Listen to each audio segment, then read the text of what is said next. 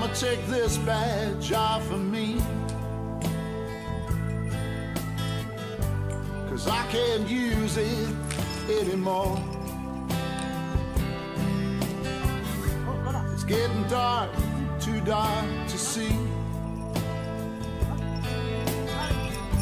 Feel like I'm knocking on heaven's door.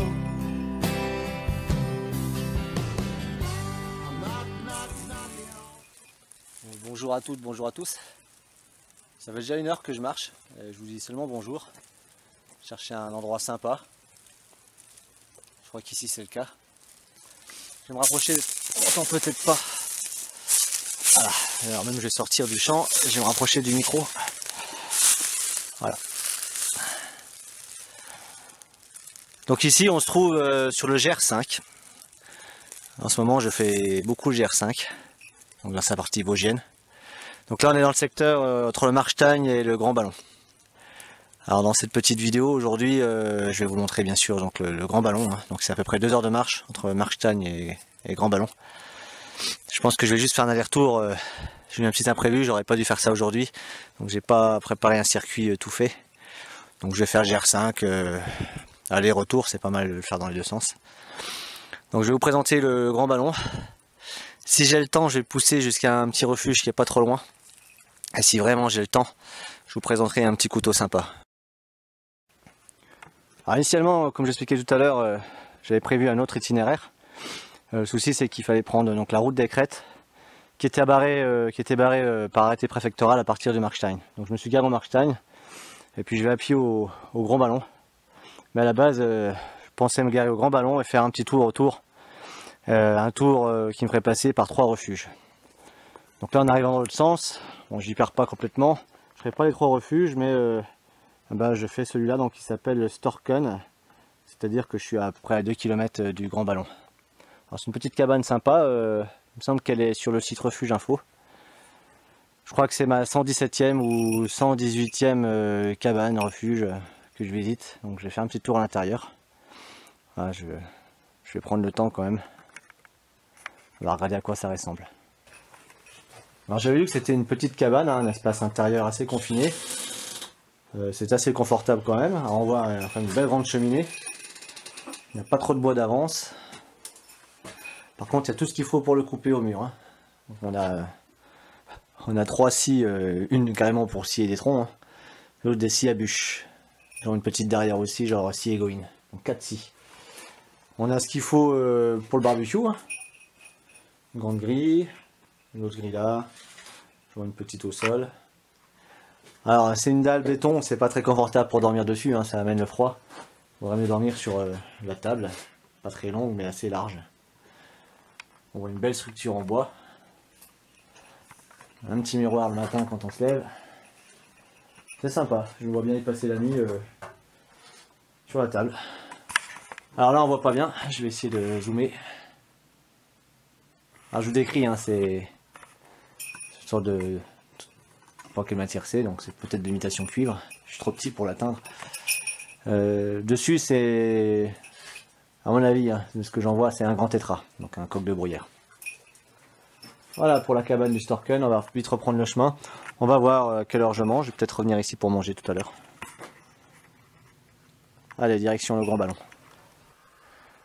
Je vais vous présenter le Grand Ballon depuis ici, je ne vais pas attendre d'arriver au-dessus, j'ai peur d'être essoufflé pendant les explications.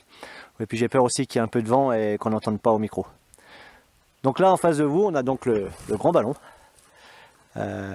qui culmine donc à 1424 mètres, 1423 sur ma carte IGN, 1424 sur la plupart des bouquins, des sites internet.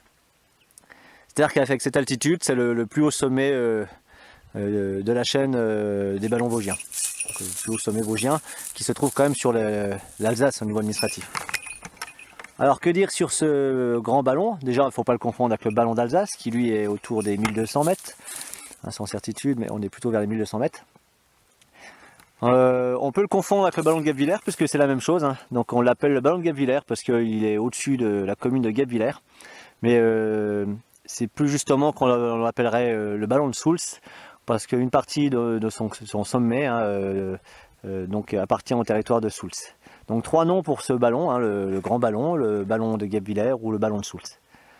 Alors au-dessus on voit une structure, hein. Alors il ne s'agit pas d'une station météo, il s'agit en fait pas non plus d'un observatoire astronomique, hein. Il s'agit d'un radar pour l'aviation, l'aéronautique civile. Donc c'est pas le seul monument, on va dire, sur ce sommet. Là sur cet angle-là on le voit pas, mais légèrement derrière on a un monument dédié donc au Diable Bleu, un bataillon de chasseurs alpins, donc suite à la Première Guerre mondiale. Il me semble que ce monument date donc d'après-guerre mondiale, 1920 ou 1924, quelque chose comme ça à vérifier. Voilà, donc voilà ce qu'il y a à dire sur ce ballon. Depuis le temps que je le vois de loin, depuis les autres massifs, ça me tentait d'y aller. Donc là on voit que j'ai une bonne montée à faire. Alors juste à côté il y a une ferme auberge, la ferme auberge du Hague. Je nourris le secret espoir qu'elle soit ouverte, mais ça m'étonnerait, cette saison c'est souvent fermé en semaine. Celles qui sont encore ouvertes seraient ouvertes plutôt le week-end.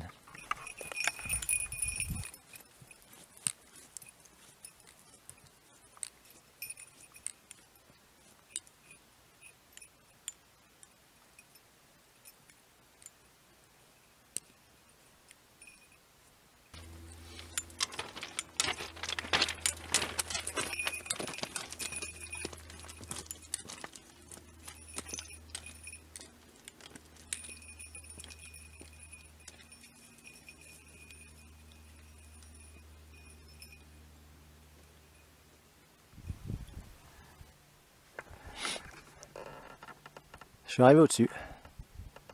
Donc c'est pas complètement désert, hein, il y a quelques promeneurs. Alors, il n'y a pas de vent, il fait pas froid, mais je sais pas si je vais manger là. Donc l'auberge est fermée, elle est en fermeture annuelle, en vacances annuelles, j'ai pas de chance. Bon, je ne connaissais pas cette auberge, donc l'auberge du Hague, si quelqu'un a des renseignements dessus, je suis preneur. Voilà, pour commencer le monument dédié au Diable Bleu, les chasseurs alpins, Première Guerre mondiale.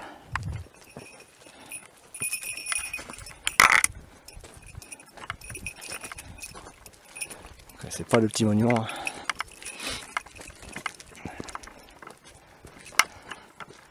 Petite vue en bas. Alors tout au loin, toujours pareil, pas de zoom pour vous montrer, mais dans cet axe là, on a vu sur les Alpes bernoises et normalement sur les Alpes françaises jusqu'au Mont Blanc. Aujourd'hui elles sont découpées mais pas nettes.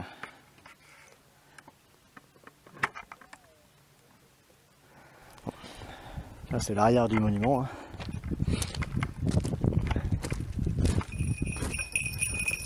Ici il y a un silence. Par la clochette du chien, il y a un avion au loin. Silence absolu.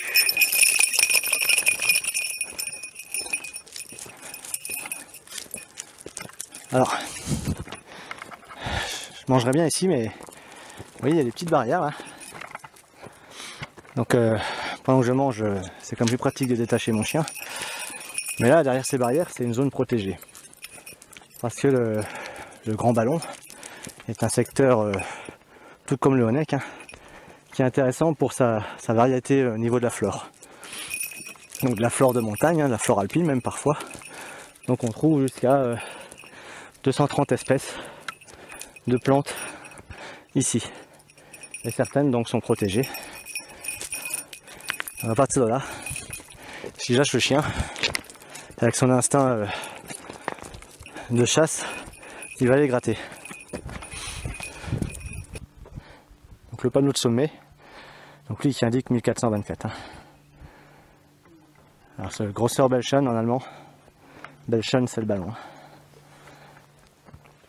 Pour le plaisir, puis pour profiter du trépied, je vous offre un petit panoramique.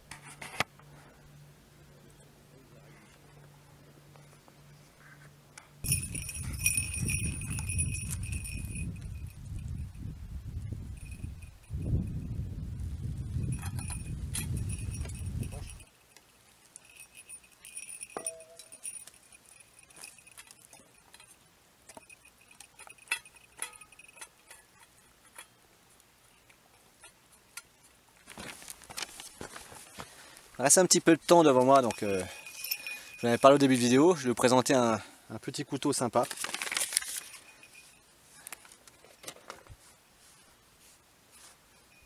Donc il s'agit d'un couteau de la marque Martini, un couteau finlandais, donc 2T, 2i à la suite des 2T. C'est du couteau lapon, donc on peut voir, hein, comme tout couteau lapon, donc au niveau de l'étui on a un passant de ce type là, qui balance un peu. C'est un étui cuir. Dessus on va trouver, donc comme souvent chez Martini, un renne tirant un traîneau, avec un lapon en tenue traditionnelle. On retrouvera sur les plus grosses lames de temps en temps le même dessin. Donc c'est pas peint, hein, c'est gravé. Ça bouge pas. J'ai un poignard lapon, ce qu'on appelle un le cul, avec ce traîneau et ça bouge pas. Donc en ce qui concerne le couteau lui-même, donc j'ai pris mon petit pense-bête. Alors son poids est normalement de 122 grammes avec l'étui et seulement 83 grammes sans l'étui. Il mesure au total 23 cm pour 11 cm de lame. Je vais essayer de me rapprocher.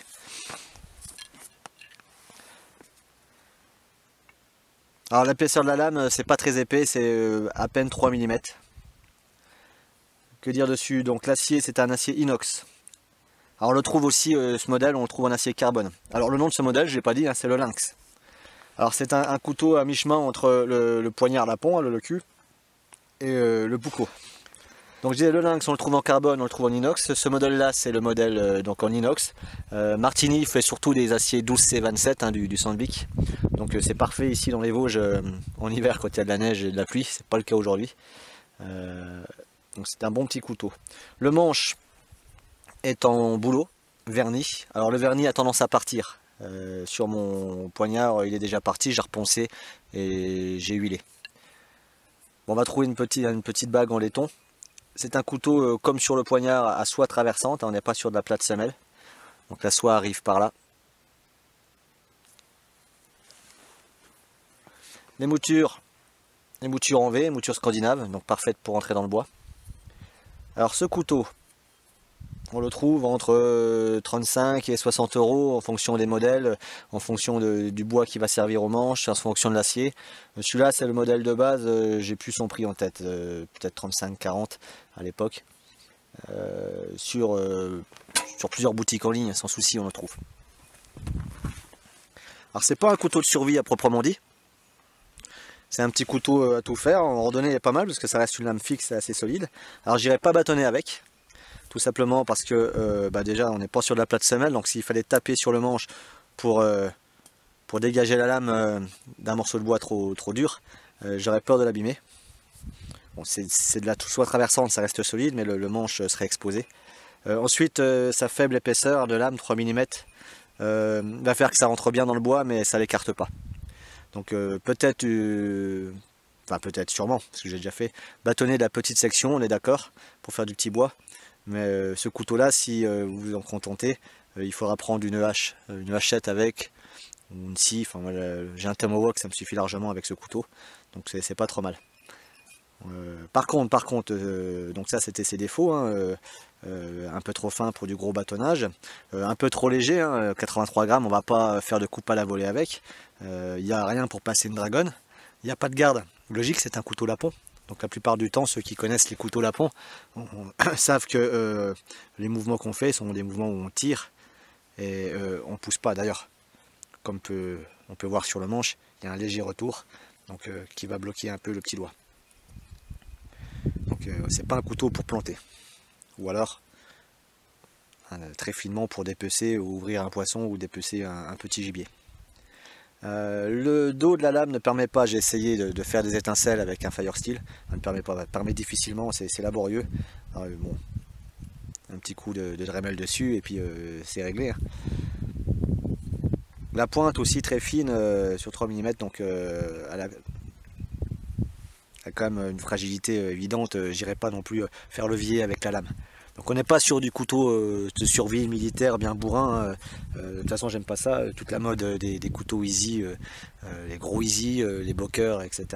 Les trucs qu'il faut mettre un lacet à la cuisse quand on marche avec, c'est pas ici je suis ni dans la jungle ni dans le bush, je suis dans la moyenne montagne et il suffit. Donc c'est qualité quand même, hein, parce que là pour l'instant je dis pas mal de mal de ce couteau. Donc acier Sandvik inoxydable, j'ai dit tout à l'heure, émouture en V, donc c'est tranchant rasoir d'entrée et c'est très facile à entretenir hein, sur ce type d'acier avec une émouture en V. La pointe est sympa parce que hop, la pointe elle va permettre, comme elle remonte un petit peu, hein, un peu comme un Bowie, elle va permettre finalement de sortir une bouilloire au-dessus du feu. Ça glisse pas forcément comme ça. Voilà. Bon, c'est sûr que si j'incline ça va y aller. Donc c'est une petite utilité sympa. Ça rentre très bien dans le bois, donc alors ici il n'y a quand même pas beaucoup de bois, j'ai ramassé 2-3 petits morceaux. Bien secs.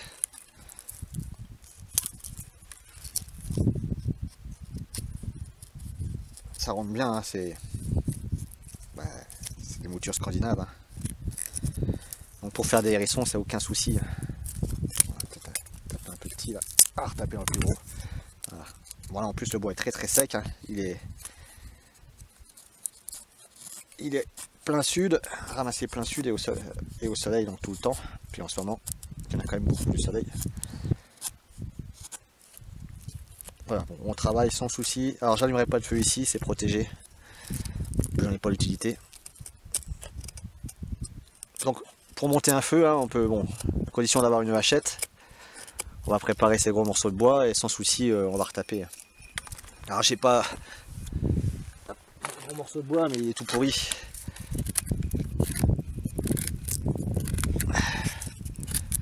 J'ai pas de quoi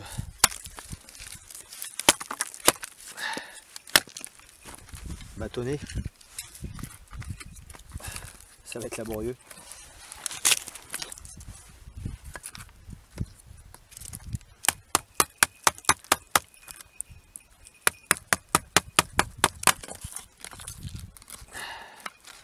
Bon, hein, je vais pas m'amuser à ça, mais ça marche, hein, si vraiment il fallait, ça marche. Le tranchant se conserve bien. Hein. Alors, ce couteau, il est vraiment bien pour la randonnée, parce qu'il est léger. Parce qu'il est parfait pour travailler les aliments, hein. Donc là avec ça on va pouvoir, une lame aussi fine, on va pouvoir émincer sans souci,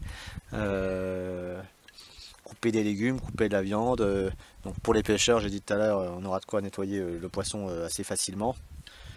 Peut-être le petit travail du bois, bon, on peut pas trop s'approcher sans risquer de se couper parce que la lame n'est pas large, hein. Donc, attention, alors ça perce bien aussi, hein. Travailler le trou dans sa ceinture. Enfin voilà, donc c'est un petit couteau que j'ai à la maison qui traîne dans un tiroir. J'avais envie de le montrer, ça change de ce qu'on voit habituellement des couteaux de brut. Il est clair que sur un trek de plusieurs jours, je partirai pas qu'avec ça, hein, il me faudra une scie ou une hache, comme je disais tout à l'heure. Mais sinon, effectivement, si en doublette avec un outil plus lourd, c'est quand même pas mal. Et puis ça a une ligne sympathique.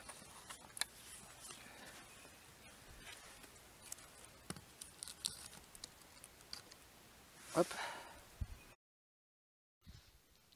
Donc panne de caméra, un panne d'appareil, la batterie est à plat. Bon, c'est pas grave, c'était terminé pour aujourd'hui de toute façon, puisque la randonnée consiste à un aller-retour tout simple, hein. Et là je suis sur le retour, donc rien de plus à montrer que tout à l'heure, à part un autre angle de vue. Donc là je suis passé avec mon téléphone portable pour terminer la vidéo. Je vais rentrer donc jusqu'au Markstein, j'ai 2 heures de marche. J'avais pas vu tout à l'heure en passant, hein, comme quoi quand on change de direction. Alors dans l'axe, au niveau de mon doigt, là-bas, c'est le Honeck.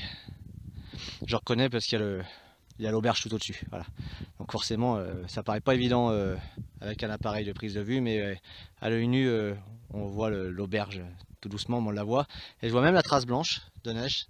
Ça s'appelle le sentier des Nevets. Voilà. Donc il y a un peu de neige là-bas. Il y a neigé il n'y a pas longtemps et c'est resté. Donc c'est assez sympa là, en fait. Hop, hop, hop, hop, hop. Je vais passer, moi je vais passer comme ça, hein, par la forêt là-bas. Je vais passer derrière ce ballon pour rejoindre la ligne de crête là-bas et repartir. Donc j'irai pas jusqu'au Honeck, hein, ma voiture est au Markstein, donc je suis plus près. Voilà, donc fin de la vidéo, c'était le grand ballon, le ballon de Guebwiller, le ballon de Soultz, vous l'appelez comme vous voulez. J'étais assez content de vous le montrer, parce qu'en plus aujourd'hui il faisait vraiment beau. Voilà, merci d'avoir regardé et à une prochaine vidéo.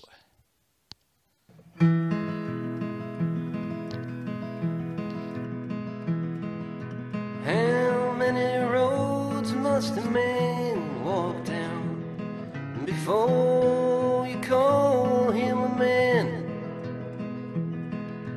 How many seas must the white dove sail before she sleeps in the sand? How many times must the cannonballs fly before they're forever banned? The answer, my friend, is blowing in the wind. The answer is blowing in the wind. How many years can a mountain exist before it's washed to the sea? How many years can some people exist before they're allowed to be free? How many times can a man turn his head and pretend that he just doesn't see? The answer, my friend, is blowing in the wind. The answer is blowing in the wind. How many times must a man look up before he really sees the sky? How many ears must one person have before he can hear people cry? How many deaths will it take till he knows that too many people have died?